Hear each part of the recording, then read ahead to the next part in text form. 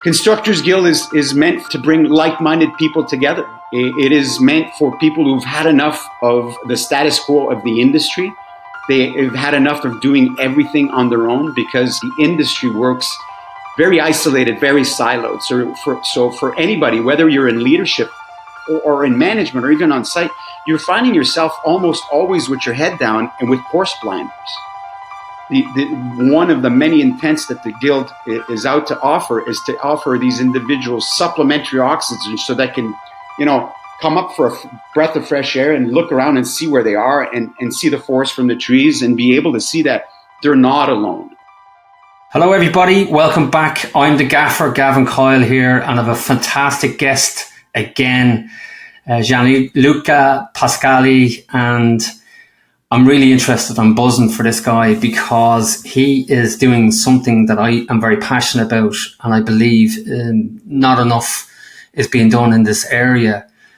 And it's in regards to reaching out to people that might be vulnerable or just not in a peer-to-peer type structure that can help them be the best version of themselves, that can support them in their journey as a construction owner, construction leader. And he's got a really interesting concept that he has actually played out, and it's starting to become a success in Canada where he's based. And I think you're going to take a lot from this in terms of, how we need to come together as an industry and collaborate more. And is there a forum or some sort of a central point that if you're committed, you're focused, you're motivated, and you've got the energy, well, this guy has got the model for you. Gianluca, it's great to have you on the podcast. Welcome. Thank you so much, Gavin. It is an honor to be on your podcast and to be able to share what I have, and more so what my organization has to offer our construction professionals. And if I may at this point, I want to define real quick what a construction professional is, because it seems that my hallucination is, which is a Tony Robbins saying, that people, as soon as you use the word professional, everybody thinks that we need to be wearing a suit and tie. It's not. You don't need the glass office either. A construction professional is anybody from workforce, so site, all the way to owner, founder, and everybody in between. Because in my eyes, we are all professionals. Our industry is downplayed too much over the last many decades. The equal hallucination also realizes that we are not being appreciated as much as we should be. We don't have a seat at the table, and it's about time that we start regaining some of that respect. And I should retract the word respect, because respect is earned, but at least some of that control. Yeah, it's interesting that you brought the word professional up, because I literally only had that conversation this week with.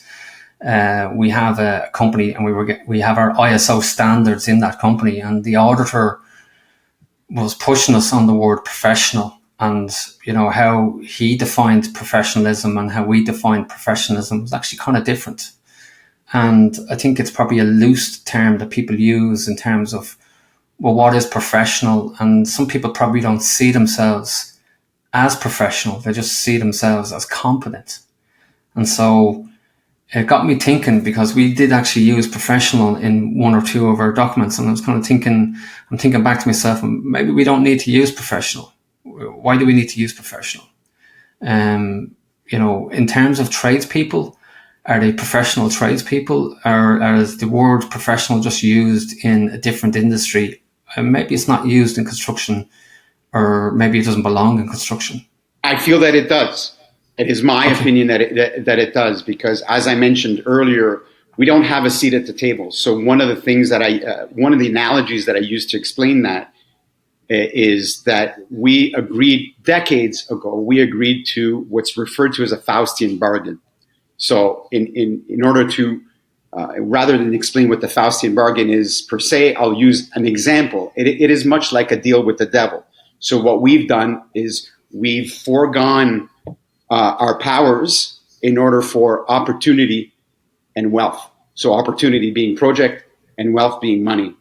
And with foregoing our powers has also enabled those who require our services, be it through the three levels in Canada, three levels of government, or our clients, to treat us the way that we've been treated. Now, granted, some of the way we've been treated, we brought it upon ourselves, but a lot of it is not our fault. A lot of it is because, so in having accepted this Faustian bargain, we've effectively also lost a lot of our powers. And with our powers, it's diminished the light in which people look at us as professionals. Just because somebody's in a trench with a shovel or swinging a hammer or coordinating and orchestrating projects, it doesn't mean that they're grease monkeys. You know what I mean? Yeah. These are individuals that without them, I'm not in the building that I'm in now, and that it allows me the privilege to be able to speak to you today. You're not in yours. I'm not able to use the roads that I drive on or the tunnels that I am passenger on a subway, etc. I feel that it takes an immense amount of professionalism in order to not only orchestrate but make these things happen, but to build them.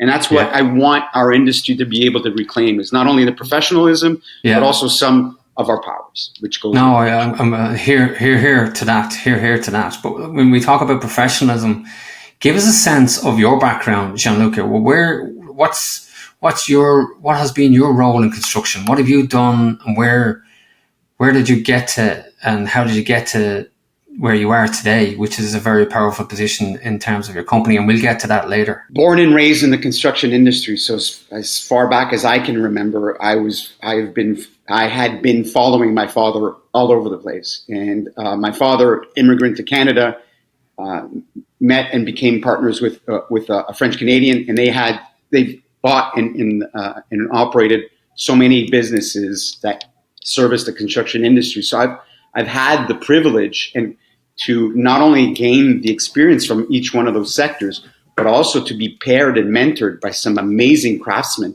And still to this day, that I'm not only grateful, but I never forget. And every opportunity that I have, I always either reach out, or when I see them, I take the time to thank them. So that put me in a great position of learning a lot from a young age. And I'm talking like 9 years old, 9 years old, Wow.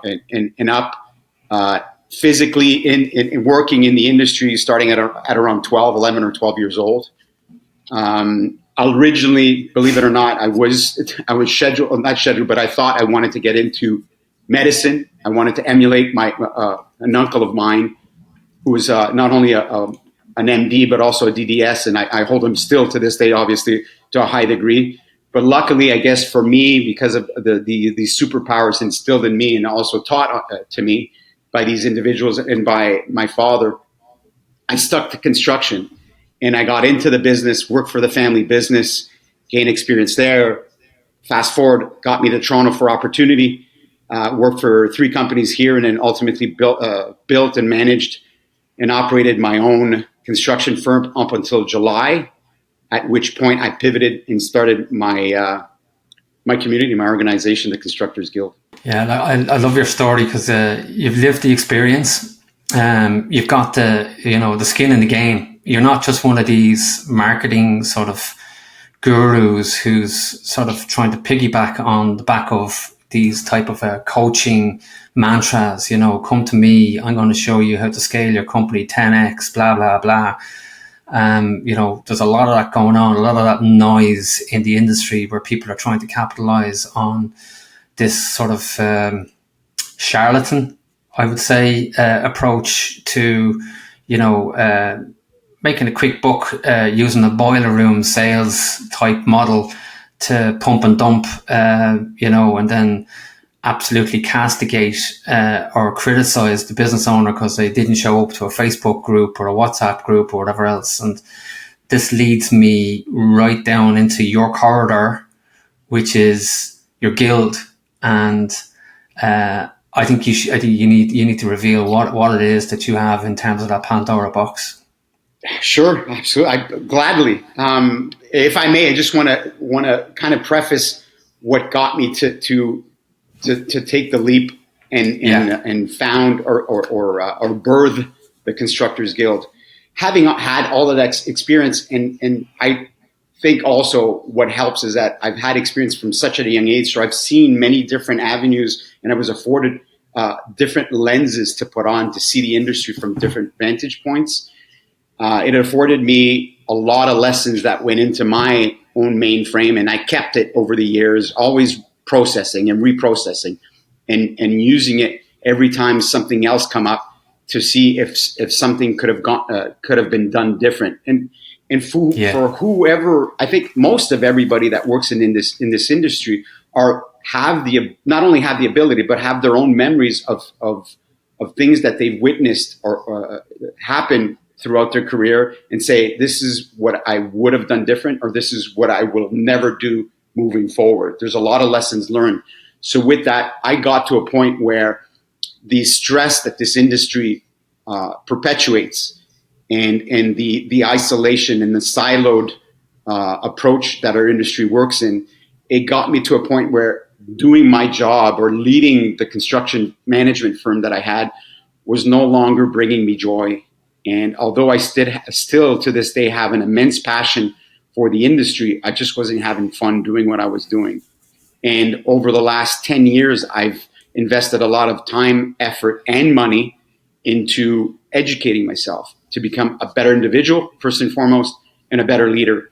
So at some point, there was a tipping point where I found that doing that type of stuff and being able to offer it not only to my business, but to others was something that I felt was more of my calling, because not only was I using what I've learned in the last 10 years, but I could call up the memories of 30, 40 years past and bring them up, and now have the tools to be able to do something better with it.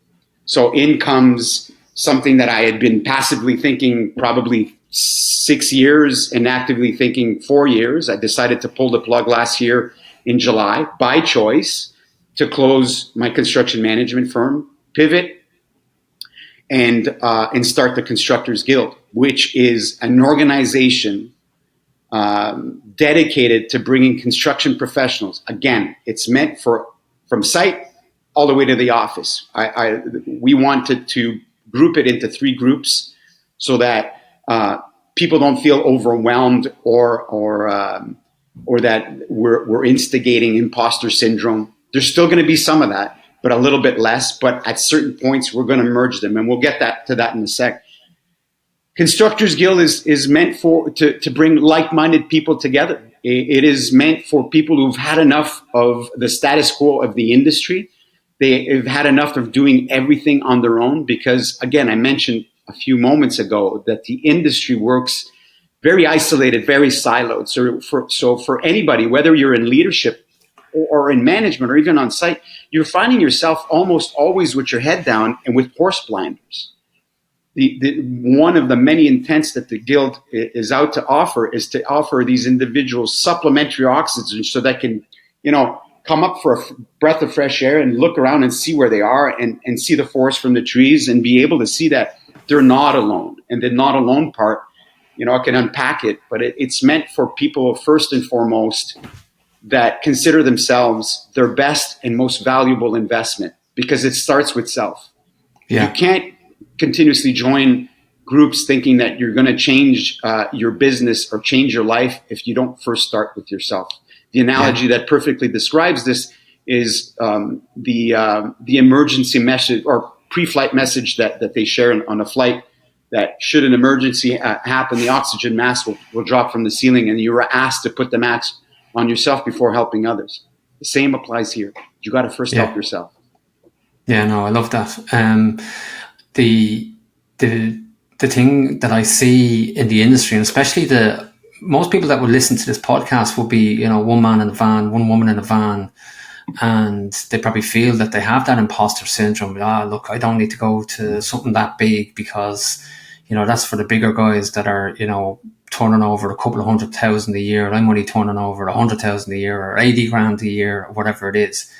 And you're very clear that that's not the case. It's everyone from the guy in the trench all the way up to the office and everybody around it. And it doesn't matter whether you're sitting at the front gate doing security, or whether you're, shoveling or whether you're managing the project, you've got your model down pat to covers everybody and it treats everybody equally, and there's no bias or there's no preconceptions within the model that says, no, you don't really fit with us. You're an all for everybody as long as you're in the construction industry model, and maybe gives a bit more insight into, well, what is it? How do I sign up? If I sign up, where do I go? What happens on day one?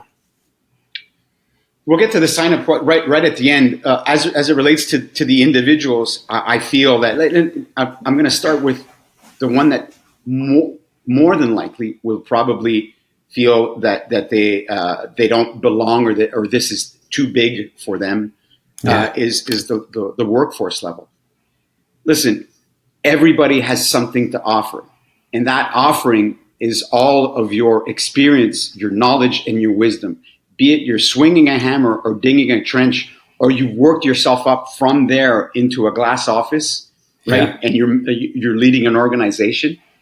That travel path has a vast amount of gifts that you can offer people, and it all starts with the guild creating a safe environment, an incubator of sorts that is welcoming, that is safe, and allows people to embrace their vulnerability, which is another thing I mentioned earlier, the type of individual that they need to consider themselves their best and most valuable investment.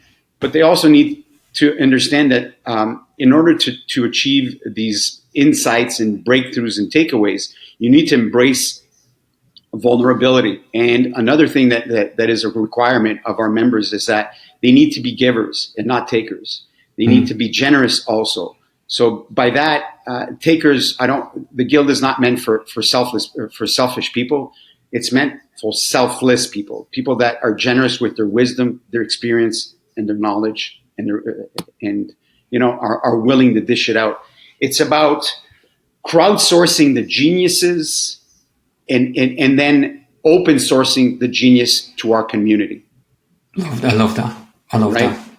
And how do they? Well, I have a right now it's a splash page because we're not a startup, but nor are we grassroots. We have a good runway ahead of us, and we have some good steam, and we're starting to pick up a lot of support from not only interested parties, but also some pretty big names in the industry that love what our vision is and want to do everything to help us.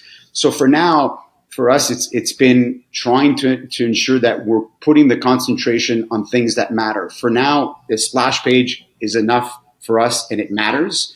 With time, it will become a full-blown website where members will have access to a backstage portal where all videos of all of the meetings will be live in a library. So if someone joins in 2026, let's say, they can have access to all of the videos, to all of the meetings, all the way from inception. So for us, the first event that we ever held was July last year. So every event that we do, it's recorded and is then edited, because obviously we have guest speakers and stuff. I want to cut out some of the fluff and also some of the private stuff that's shared.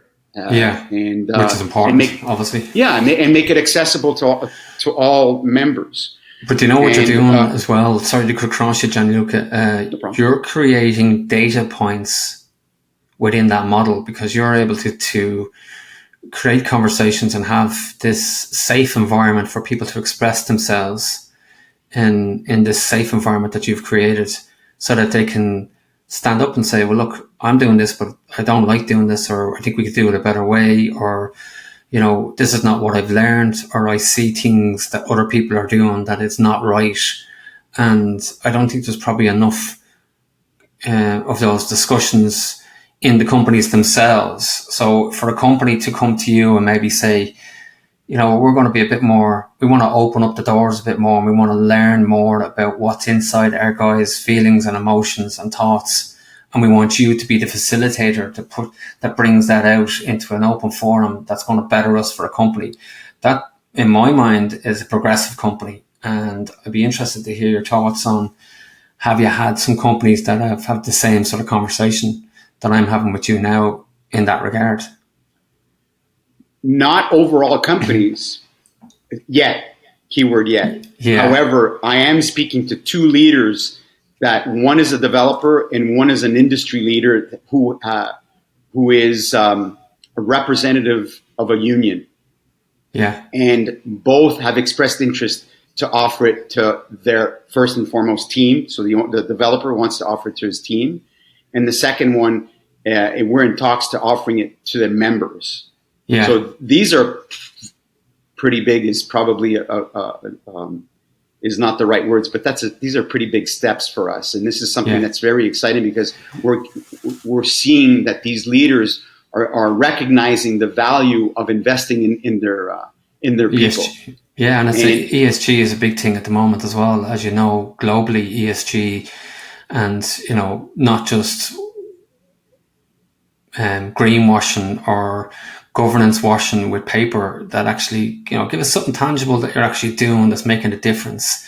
I think it's, in my mind, I kind of feel for the individual. They're going to go to you and they're going to sort of be open and vulnerable and give you all these data sets, and then they're going to walk back into that company the next day, and they're going to have to sort of, now that they've had that de-cleansing in your model and that help and support and that network, they're looking at the company going, nothing's going to change here, because the board and the CEO and the executives, they're the ones that get all the sort of fluffy mastermind programs, and I'm down here and I'm paying my own money to go to Gianluca, and I'm getting great value, but these guys aren't on board. I think I'm not trying to put words in your mouth, and I'm not trying to pigeonhole you here, but it seems to me that if the companies don't come on board, it's going to be a challenge for you. Yes and no. I think more no than yes, because I feel that if the individual pays out of pocket, or even let's say the company they pay to send their team member to my organization to become a member of the Constructors Guild and reap the benefits of what the Guild will offer them, and then they leverage and implement, there's two things that can happen to this. Either the individual recognizes that the company they are working for no longer fits their core values, because they've invested so much into understanding who they are as an individual, because it's not coming into the Guild and starting to learn what they can take back to the business. We're purposely doing this in a way that every new member comes in and understands that they first need to work on themselves in order to be able to take the on-ramp onto the master highway. Brilliant. Right? So having said that, if they recognize that the company that they're working for no longer works, I don't see that as a bad thing. I see that as a good thing, because if the individual recognizes that they're not a fit, they're going to go and find the organization that fits. And same goes with the organization that has sent them. If they see the value and they see that the individual's coming back and they've got these additional superpowers, or they've uncovered some unique abilities that were probably either covered with dust or tucked away in a corner somehow, and now the individual is starting to implement them and use them with their teams, the people that report to them. As an owner or a leader of an organization like that, if you don't spot that, you may need to be a member with the Constructors Guild as well. More than likely, if you sent them to the Constructors Guild, you're already the type of a leader that will be able to recognize that and be able to automatically and simultaneously understand that you made the right decision in offering this tremendous opportunity to this individual. Right, and as you're talking, I'm thinking to myself, wouldn't it be just a really good conversation to have with that individual who might be sitting on the fence and thinking to themselves, I have another offer down the road of a like-minded company, similar size, and I'm not really sure which company I'm going to go for. I think that the tipping edge will be if someone turned around and said, and by the way, we're going to sign you up to Gianluca's Constructors Guild. Oh, what's that? Well, we're going to give you it's a peer-to-peer program, and it's a mentorship program, and it's like-minded people that are going to push you to the next level and make you, a more rounded individual in terms of the construction industry, and giving you the personal development and the professional development to make you a better version of yourself. Like, boom. I know which job that person's going to take, and people are not offering that in the construction industry. I know they offer it at a higher level in executive type roles where they say, yeah, we're going to give you coaching and mentoring. And I love the fact that you've said, no, coaching and mentoring is for everybody. It's not a class system anymore. It's not. And there's no better time in the evolution of the construction industry than today to really concentrate on the knowledge transfer, because within 7 to 10 years, I don't know what the stats are in Ireland or the UK for that matter, but in Canada, 20% of our workforce is retiring in 7 to 10 years. So that means that those taillights or those vehicles driving out to the sun, into the sunset or through the horizon, that is knowledge leaving with them. So we've got a very short window to act upon this. And if we don't, I don't know what's going to happen to this industry. There's a lot more behind the I don't know what's going to happen to this industry, but that's just one example. And knowledge transfer is immense. And if we don't act upon this, we're going to be in deep shit, man. And if you take that and you then look at the position that the world is in, because I know that, for an example, housing crisis seems to be all over the place. Everywhere. Right? Yeah. So now imagine that we don't take care, at the very least, of the knowledge transfer. How good are we going to be when we're actually faced to execute on building all of these residences or homes or fixing the housing crisis? Well, to clarify, everything that you're experiencing, we're experiencing in Europe, no difference. And yes, there's a massive problem with people leaving the industry that have, grey hair, great minds, great experience, and there's no real transfer of that information back to the people coming behind. And there's no blueprints per se that you can't substitute real life discussions and case studies from a one-to-one type discussion where somebody's sitting down with you and going, by the way, how are you getting on? What are you doing? Going through all the different conversations that need to be had in order to understand where that individual is right now in this moment, and then saying to them, okay, by the way, you're going to come up against this problem in the next 6 to 8 months or 12 months. And then for that person to know that that's there, and then to be aware that, oh my God, I've seen this picture because it's been put up in front of me by this mentor, and now I can navigate around that, and now I can educate the people coming behind me, and now you're starting to build up a sustainable model that is a conveyor belt for the future. So these and more are what the intentions are of the Guild. A friend of mine, Giovanni Marsico, I just read his post this morning. I go, this is just perfect delivery for me, because knowing that you and I would speak today. He refers to it as strategic proximity, and is exactly, the words are perfect, because that's what the Guild is seeking to offer our members, is strategic proximity to other individuals that are either going through the same shit that you are at this given time. So there's support in knowing that you're not the only, well, there's not only support, but there's relief in knowing that you're not the only one. But there's also strategic proximity to those who've actually gone through exactly what you're going through at the moment and raise their hand and say, been there, done that, bought the t-shirt. Here's how I dug myself out of it. Here's how I saved a ton of money.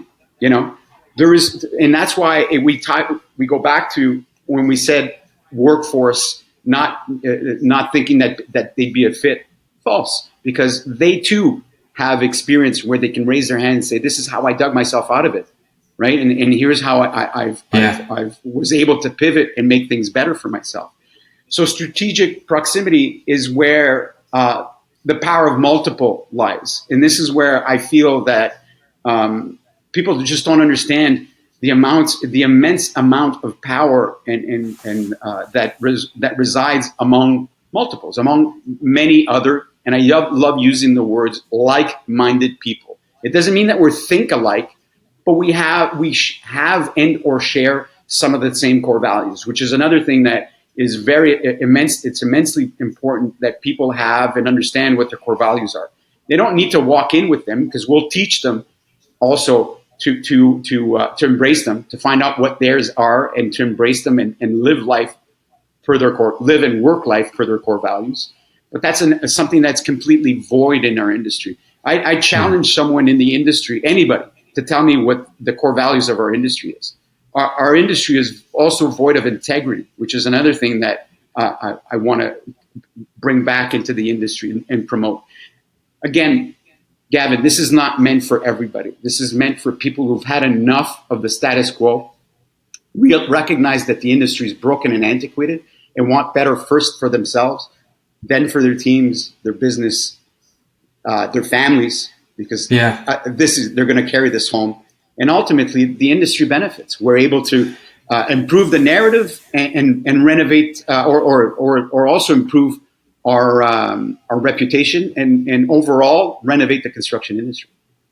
Yeah. So if you're motivated to better yourself, and you say to yourself that you're better than where you're at the moment, or maybe you're just happy where you are at the moment. You don't need this. You're kind of saying to yourself, look, I know where I'm going. I have a great life, a great family. Work is not the be all and end all to me. So long as I have a 9 to 5, I'm happy enough. Whereas there's other individuals who might go, do you know what? I think I can do better at this because I want to send my kids to a better school. I want to go on a nice holiday. I want to create a better lifestyle for me and my family and secure the future for my kids and my wife or my partner. And then this is the area that people need to, this is what you're providing is come to me and let's shape that and let's see what that looks like where you are right now. And let's create a program with you, for you, that is organic and specific to you and what your goals are.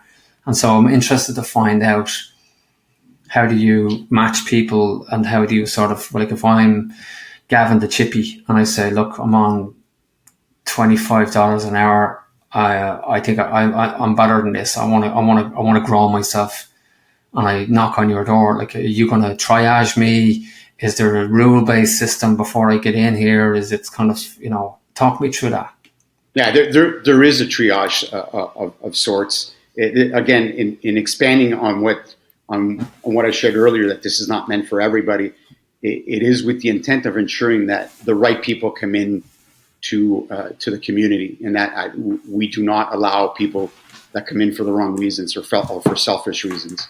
And having said that, there is an application process, a questionnaire that is very rigorous in order to pull out the information. There is an interview process also that goes along with it, and you are considered.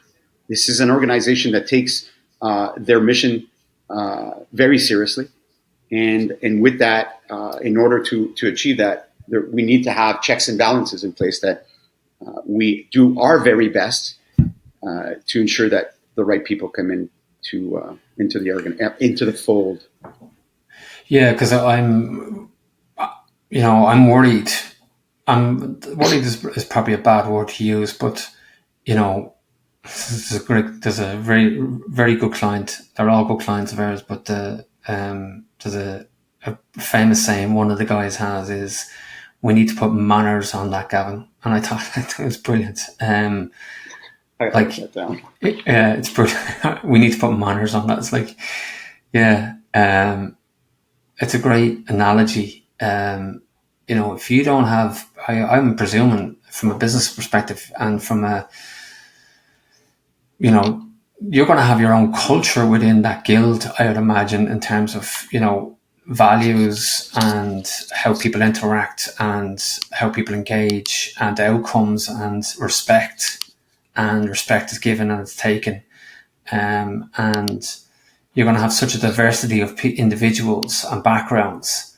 How are you going to manage that as a challenge? I'm probably putting you on the spot.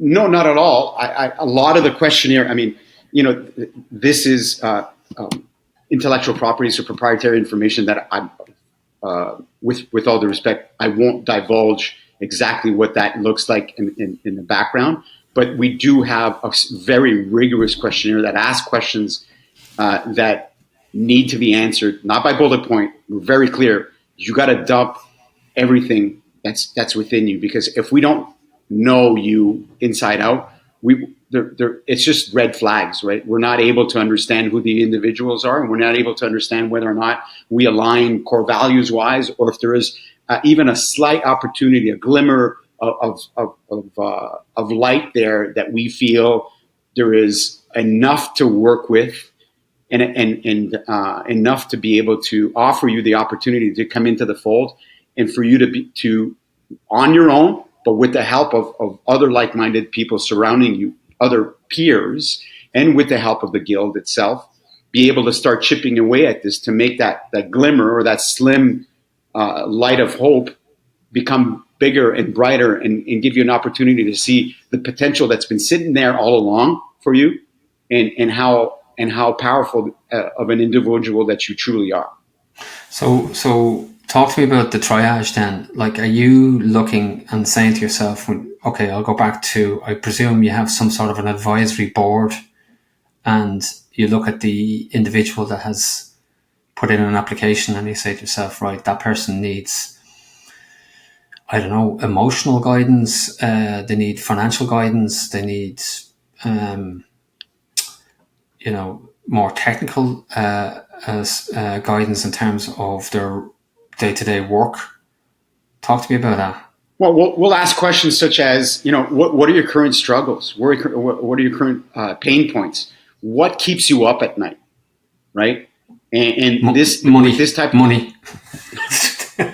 Sure, it could definitely be one of them.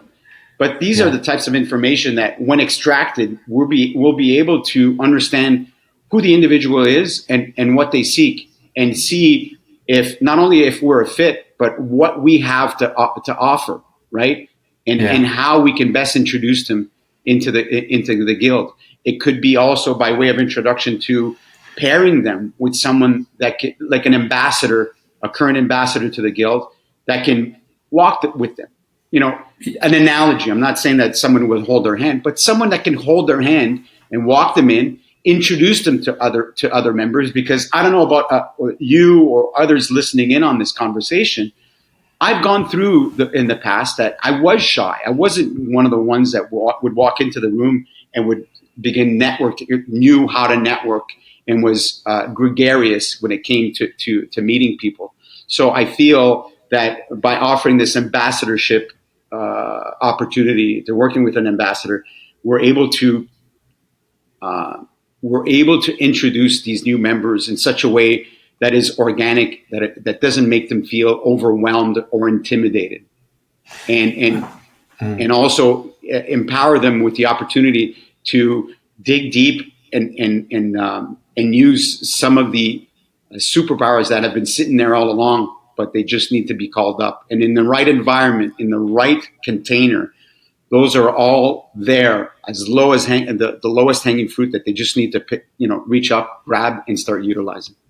Well, so that leads me perfectly into, can you give the listeners a case study or some sort of antidote? Now, I know obviously there's confidentiality, and I don't want to breach anybody's confidence, obviously, or neither do you, I'm sure.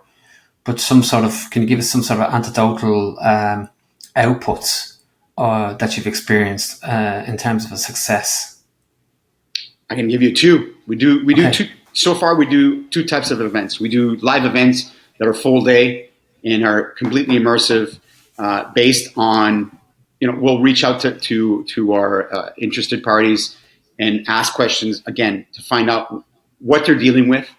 We'll extract that information, find out what the commonalities are, or if need be, if there's one topic that we feel is just, man, we never thought about this. This is so gold. Let's hit this one, right? It could be that, or it could be that maybe everybody's talking about mental health. Well, we'll bring in a guest speaker that will come and talk to us about mental health, and give us some modalities or tools in order to be able to improve one's mental health, or maybe those of the people that report to them, or their team, or their overall business. So the example that I'll share with you was at a live event. One of our guests was dealing, as he was there, he was actually breaking a cardinal rule, because I spotted this individual looking at their phone, replying, and now we've pivoted. We've done some changes to that, and I can share that if you wish afterwards. But I saw them looking onto their phone, replying, and kind of dealing with something simultaneously as he's listening to the conversation. And we took a break between the presentation on mental health, coincidentally, and then also the opportunity that we allow, or that we enable our guests to have, which is small breakout groups, and then we bring them back in order to discuss what the findings were amongst each other, so that everything's aired out and we can see what these breakthroughs and takeaways are. And at that point is where this individual stood up and said, I recognized the mistake that I was making, not only taking my concentration off of it, but in listening to others talk after the fact when we did the breakaways. It made me realize that I too was struggling with something, and that struggle was always something that I was trying to mask with something else. Work a little bit harder, and it'll get better. Or invest a lot more time into this, and it'll get better. Chase this, and it'll get better. And he had an epiphany that morning, and he made some decisions that he was proud to share at the end when I empower whoever wants to share, to stand up and say what these breakthroughs and takeaways were. And he was one of them. He stood up and he said, here are the changes that I've made right now on premise that I'm willing to commit. And I feel that just having made that decision and having shared it with my EA, my executive assistant, I've already feel empowered that I've not only made the right decision, but I feel that I've lost a bit of that weight on my shoulders that I had been carrying with me. That's one example. I also host what we refer to as moai dinners. The word moai is from Japan, and it means a meeting for the common good. So I host these monthly dinners, and I pick one topic per month, and an email goes out to our growing community, and whoever's interested, we accept 11 other people. I being the 12th, so 12 people max, 10 people at the least, and there's no agenda. Much like the Constructors Guild live events, there's never an agenda, because I've learned from other groups, and I've learned from a mentor of mine that if you put an agenda to things, that's where people try to kind of hijack the meeting and take it to a different direction. They've already prepared. They've already prepared themselves. I don't want prepared. I want authenticity. I want it to come out of you the way it sounds, the way it looks. If it's ugly, fuck it. I don't care. Let it come out. If you want to dry clean it or iron it, we'll deal with that as it comes up, right? I love it. So these dinners I had, and if I may, I just brought it up. Luckily, I was ready this morning, so I have a testimonial. So one of these guests came. I think she's come to 2 dinners so far. But this individual is a powerhouse in what she does. And these dinners also, I should qualify, are not just construction industry centric. I've opened it up to everybody that is either works in services or works alongside the construction industry. And this individual is one of them. And this individual shares that she was intimidated in being in the same room as construction professionals. Again, you see that I, as the head curator of the Constructors Guild, still have work to do as it relates to redefining what professionalism is in our industry. But having said that, this individual felt intimidated and felt that possibly they didn't have what it took to participate or to provide valuable input or information. I saw different, because if this individual was sitting at the table, it's because I saw different. And this is another one of the jobs that I take very seriously. And it is, looking at the individual very closely, ensuring that whoever I'm inviting, has what it takes to participate. So what she provided in return was completely precious. Participating in the Constructors Guild Moai dinners has been one of the highlights of my year so far. At first, I was intimidated to attend. Would I fit in at the table full of construction execs? But I found candid conversation and people who want to take positive changes across the industry. For anyone in this industry, I highly recommend you attend. So what does that tell you? It tells you that somebody took a chance on themselves, and I didn't make it happen. They made it happen on their own. They showed up, they participated, they embraced vulnerability, and they played all out. And this is what their takeaways were. It was the vulnerability bit that got me from that testimonial, that the person was vulnerable, but they let their guard down and they said, no, I'm willing to change. And I think that you've made that very clear in terms of identifying people that are motivated, that are vulnerable, that are open, and that want to better themselves. I'm going to throw a curveball at you. I hope you don't mind.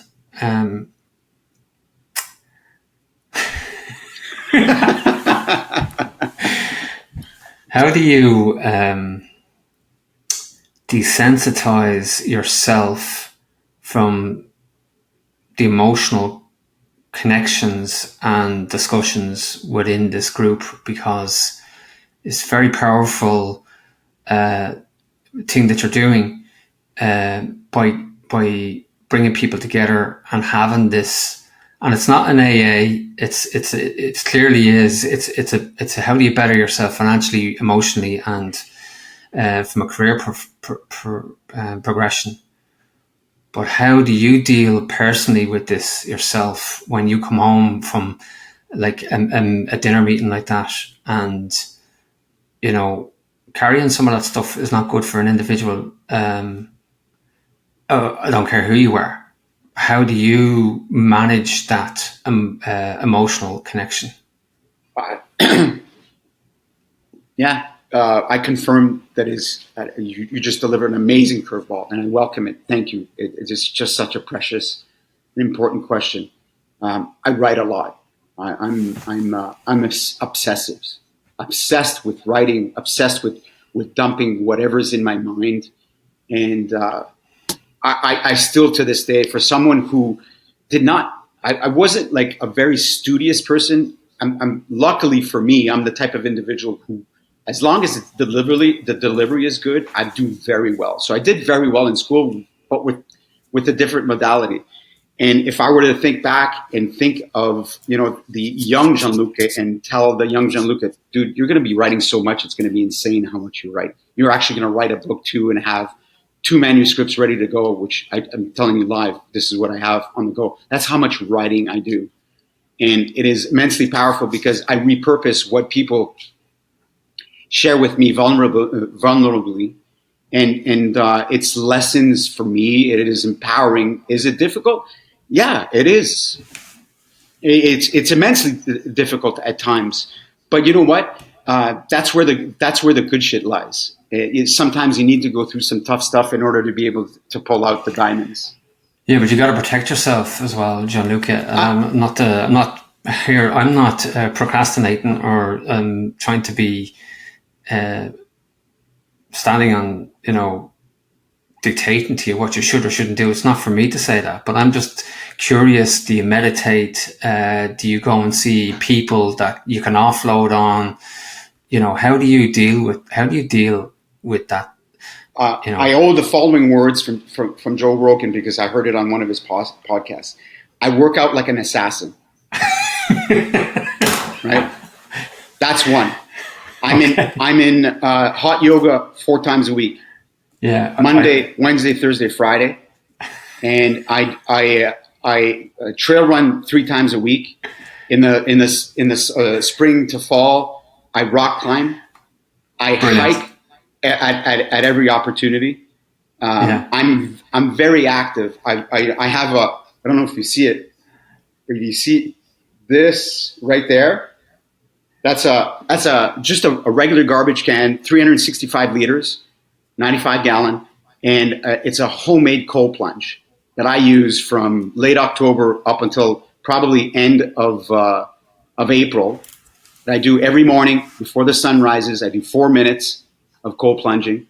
I do saunas at every opportunity. So what do? I do a lot of personal optimization. Meditation is another one. You mentioned it. I got introduced a couple of years ago to Yoga Nidra. And what I love about Yoga Nidra is there's a 4-to-1 ratio of benefit. So I'm just going to use for easy math, for every hour of Yoga Nidra that you do, it's like 4 hours of sleep. Okay.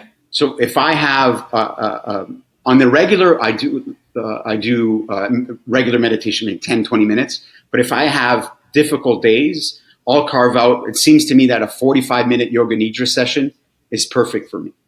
And that offers me 3 hours, the benefits of 3 hours of sleep. So whenever I do it, it doesn't need to be in the afternoon. It could be even at 10 o'clock in the morning. It's when I need it. Right? Okay. These are some of the things that I do. I'm definitely going to write down yoga nidra. I'll email you afterwards. I'll send you. Yeah. I found someone who has a channel on YouTube, and coincidentally, she's Canadian as well. She's from Halliburton, and Ali's just outstanding. No, we'll put it in the show notes for the listeners as well, because definitely that's a new one on me. That's a total new one on me. And we haven't spoke about it yet, but like, you've over 100 members in this community. Oh, you don't mind me sharing that? It's not as if this is like, I know you mentioned it's kind of a startup and you're still sort of working out the blueprint, and you're very honest about that. You're kind of, because nobody has walked this path really before, you are still trying to figure out the model, and you're upfront about that, and you're not pretending that you have the answer to everything. Would that be fair to say? That is indeed fair to say. And if I may, one way to explaining what I'm doing, what I'm building, is blue ocean. It does not exist in our industry. And that's why I'm being very meticulous, very careful. This is the detail-oriented individual that I am. I'm not looking for perfection. Although admittedly, at one point I was an immense perfectionist. But I just being very calculated, so that once I do go live with this, because I can also share that although I have a great following, I haven't flipped it to membership yet. But that's coming very quickly, because obviously I can't flip it to membership if I didn't have enough members to create the community that I'm describing vision-wise. Okay. And so, what do you want to say to the individual that's listening to this, that's saying, there's some stuff now that Gianluca's after hitting home with me, and, I'm at that crossroads where I need to make a decision, and I'm going to, what do you want to say to that individual? Like, what is your message to them when they say, I'm putting my hands up, I want to make a change, I want to better myself? What do you want to say to that person? Simple, reach out to me. But in order to get there, I think the biggest obstacle that an individual may very well come across is that, am I fit? Do I belong? Do I deserve this? Am I worthy of it? Right, the inner voice. So to that inner voice, I tell you, and this Tony Robbins taught me this years ago: divorce the story and marry the truth. You deserve it. Take life by the balls, right? And make something for yourself, because the truth is, nobody else will. You're the only one who can make it happen. Yeah. And there's nothing wrong with bettering yourself, and there's nothing wrong. Why not better yourself? I think the world stands to benefit if you better yourself. Yeah, I don't want to diminish mental health. Construction industry is ravaged with mental health issues, but society is ravaged with mental health issues. And I think, the reason I loved, we've had a couple of calls, me and you, on this already, and we've had our sort of back and forwards as regards, but you're not marketing a mental health solution, or you're not using mental health as an avenue to sort of tap into the construction industry and say, hey, I can fix that. You're saying mental health is just part of everything that you need as a tool set in order to be successful within your, whatever success is for you. And everybody has their own version of success. So you're saying, okay, let's put the mirror up. What's a success look like for you? Okay, now let's discuss how and where and what that looks like for the future for you, and how can you maintain that. So people might look at that and go, I'm not doing that, Gianluca, seriously. And then, that's your sort of calling card to say to them, yeah, you're not ready for this. It's not for you. And that's what you were very clear on at the start. And to those who take the time to define their definition of success, and this comes from experience, because I've been blessed and privileged to have been part and still part of some pretty amazing groups. and have some amazing people in my life. And I've been proved many times that my previous definition of success, it may be that I evolve and find out that the one that I have currently is still not dialed in. But where I'm going with this is that there are a strong likelihood that your current definition of success is not the full potential. And the only way to find that out is if you're surrounded with the right people and you're willing to embrace vulnerability and play full out. Yeah, and the saying goes, you're the average of the 5 people you hang around with. So what you're saying is, if you hang around with the people that I hang around with, you're going to do okay. Yes, very much, because we're very careful as to, again, to repeat so much, but we're very careful as to who we let in. Yeah, and you also were very clear that this is global. It's not low. It's not location specific. Nope. And listen, if somebody's in Ireland and wants to join the guild and is willing to afford themselves the airfare and a place to stay to come to the meetings, the door will be open for you. Assuming, obviously, contingent upon the fact that you meet the requirements to be a tribe member, for lack of better terms. Yeah. Is there anything else you'd like to put forward to us today in terms of where you're at? What your plans are for the future for the rest of the year, maybe with the guild, or is there anything else that you think we might have missed that you think should be a key part of your message? We covered some great ground. I think that what I'd like to offer is a gift, and the gift is that although it's not been made public officially, I guess today it will. And the marketing is not quite complete for it. But Wednesday, October 9th, 2024, will be what we're calling a state of the construction industry. You know how the president does state of the industry every year? Yeah. We're doing the same for the construction industry. It's going to be a half-day event. We're bringing people from workforce to office or leadership into an auditorium, and we're going to be talking about current topics, essentially pulling the blinds back and showing what the backstage of the construction industry looks like. We're going to offer this also to current students in colleges and universities to be able to attend. There is something special as it relates to how that's going to happen.